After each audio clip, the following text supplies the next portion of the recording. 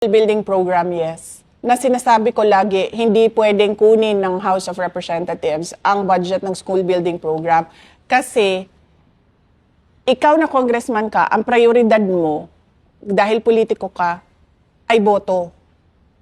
Diba? So ilalagay mo yung paaralan na yan, yung classroom na yan, kung saan ka makakakuha ng advantage sa boto. Sinasabi ko sa kanila, hindi pwede yun. Bigay nyo yan sa Department of Education, doon sa regional directors, doon sa superintendents, doon sa mga principal. Kasi sila yung nakakaalam talaga ng totohanang pangangailangan doon sa baba. Madaling salita, hindi po kayo nag-ipin, kaya medyo nag-init talaga lalo ang ulo ng mga to sa inyo. O hindi talaga. Hindi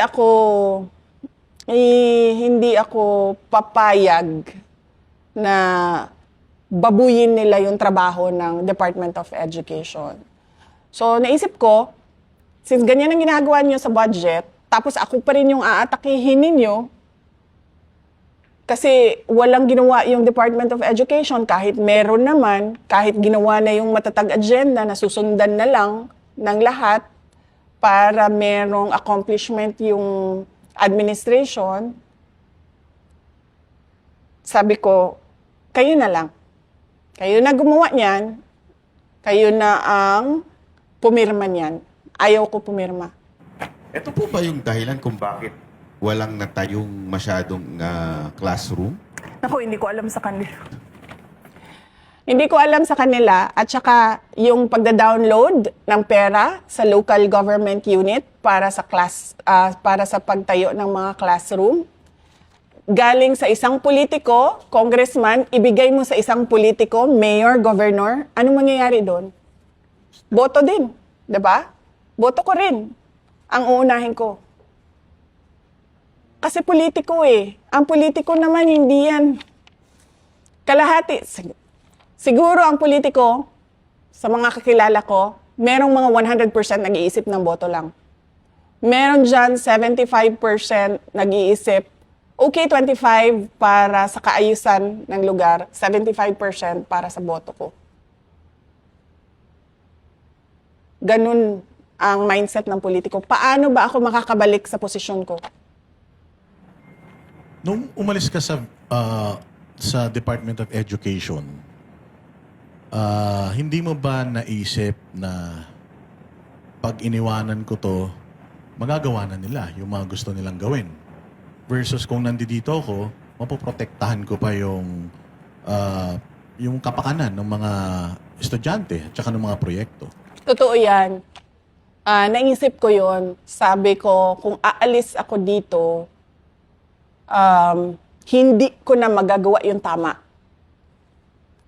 Ang problema kasi, the previous year, 2023, doon nila inattach yung listahan ba nila ng paano nila pinaghati-hatian yung school building program. Sinubukan namin na ayusin siya sa Senate. Hindi nangyari. Nagtulak kami ng natulak na ayusin siya. Ibalik niyo sa DepEd. Trabaho ng DepEd yan sa BICAM. Hindi nangyari. Kasi nga sabi ko, pagdating sa BICAM, wala naman tao dun eh. Si Martin Romualdez at si Zaldico lang yun. So, ito na alam kong mali. Noong 2023, hindi pwede yan. Nagsabi na ako sa USEC ko. Sabi ko, hindi pwede yan. Sabi niya, kung ma-hostage yung budget, sabi niya, lahat ng projects, madidelay.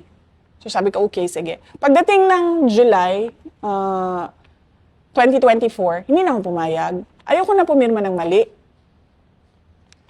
Kasi ganun na naman, tinanong ko sabi ko, ganun ba yung gagawin last year, gagawin din ngayon? Sabi, oo daw. Hindi na, wag na. Kasi, pipirma ka doon, alam mong mali Ayoko.